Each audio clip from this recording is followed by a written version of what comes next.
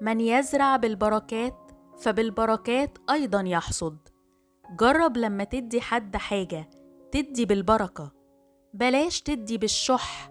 خليك كريم وقوله يا رب من يدك أعطيناك. انت مش بتدي حاجة من عندك، ده كله خير ربنا. وبلاش نحكم على الناس بالظاهر، ده محتاج وده مش محتاج.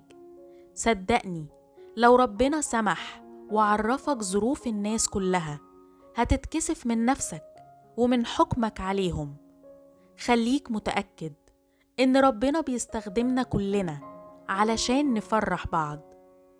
خليك قد الثقة دي وادي فرصة لربنا يستخدمك. اعمل خير وفرح الغير وحوش بركات، هتلاقي الفرحة تملى حياتك وتحصد بركات وتكون بركة. ما تنسوش لو عجبتكم الرسالة تعملوا لايك واشتراك بالقناة. شكراً.